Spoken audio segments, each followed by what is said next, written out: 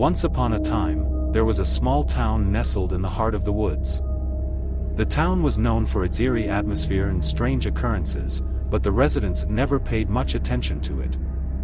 They were used to the creaking of the old houses and the whispering of the wind through the trees. One night, a group of teenagers decided to explore the abandoned house on the outskirts of town. They had heard stories of ghosts and spirits inhabiting the dilapidated building, but they didn't believe in such nonsense. They thought it would be a fun adventure. As they entered the house, they were greeted with the musty smell of mold and decay. Cobwebs covered the walls and the floors were littered with debris. The group laughed and joked as they made their way through the house, taking turns daring each other to enter different rooms. But their laughter quickly turned to screams as they entered the basement. The walls were covered in blood and there were dismembered body parts strewn about the room. The teenagers tried to run, but the door was locked and they were trapped. They were never seen or heard from again. The next morning, the town woke up to the news of the missing teenagers. A search party was formed, but they found no trace of the group. The abandoned house was searched, but it was empty. The townspeople began to whisper about the spirits and ghosts that haunted the house, and they avoided the woods at all costs. Years passed and the town was forgotten. But on quiet nights, when the wind is just right, you can still hear the screams of the teenagers coming from the abandoned house.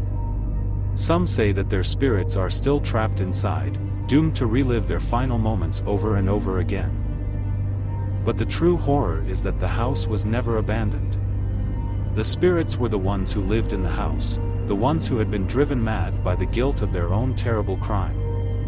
And if you ever decide to enter the house, you will be trapped with them, forever. Once upon a time, in a small, remote village nestled deep in the woods, there lived a young woman named Sarah. She was known throughout the village for her beauty, kind heart, and gentle spirit. But despite her many positive qualities, Sarah had always felt out of place in the village. She longed for adventure and excitement, and dreamed of one day leaving the village and exploring the world beyond. One day, Sarah's wish came true. A group of travelers passing through the village stopped to rest, and upon seeing Sarah, they immediately offered her a place in their party. Without hesitation, Sarah accepted their offer and set off with the travelers on their journey. For many weeks, Sarah and the travelers traveled through dense forests, over rugged mountains, and across treacherous rivers. Along the way, they encountered many strange and terrifying creatures, but Sarah was undaunted. She had always known that her journey would be filled with danger, and she was determined to see it through to the end. As the journey progressed, however, Sarah began to notice that something was not quite right with her fellow travelers. They seemed to be avoiding certain areas of the forest, and they never spoke of their destination. Sarah grew increasingly suspicious, and she began to feel that something was amiss. One night, as the travelers were setting up camp, Sarah decided to confront them. She asked them where they were heading, and why they had invited her to join them. The travelers looked at each other nervously, and one of them finally spoke up. "We are not just any travelers," he said. "We are a coven of witches, and we have been searching for a young woman to join us in our rituals. We saw you in the village, and we knew that you were the one we had been looking for." Sarah was horrified. She had been lured into this journey by a group of witches, and she now realized that she was in grave danger. She tried to run, but the witches caught her and brought her back to their camp. They tied her to a tree and began to chant and dance around her. As the night went on, Sarah's fear turned to terror. The witches' chants grew louder and more frenzied, and she could feel their dark magic swirling around her. She knew that she had to escape, but she was powerless against their magic. Just as the witches were about to sacrifice Sarah to their dark gods, a group of villagers, who had been searching for her, stumbled upon the scene. They fought off the witches and saved Sarah. But Sarah was forever changed by her experience.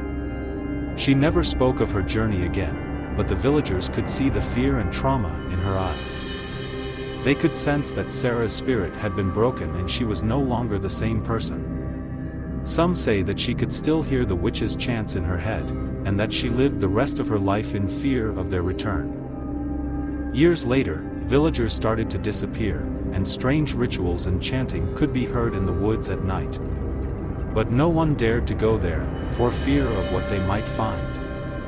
And it is said that Sarah's spirit still haunts the village to this day, a warning to all who hear her screams to stay away from the woods and the coven of witches that still reside there.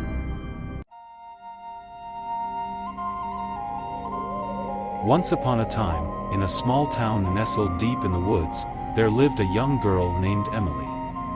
She was known for her kind heart and her love for adventure, often venturing deep into the woods to explore the unknown. One day, while exploring the forest, Emily stumbled upon an old and abandoned cabin. Intrigued, she decided to venture inside. As she entered, she was greeted by the musty smell of neglect and the sight of cobwebs and dust covering every surface. Despite the eerie atmosphere, Emily couldn't help but feel drawn to the cabin. She explored every inch of it, admiring the old furniture and trinkets that were left behind. But as she reached the back room, she found something that chilled her to the bone. The back room was filled with dolls, each one more unsettling than the last. Some were missing limbs, others had their eyes gouged out, and all of them seemed to be staring at her with a sense of malice. Emily knew she should leave, but she couldn't tear her gaze away from the dolls. It was as if they were calling out to her, begging her to stay. But as she reached out to touch one of the dolls, she heard a faint whispering coming from the corner of the room. She turned to see a figure shrouded in darkness, its eyes glowing with an otherworldly light.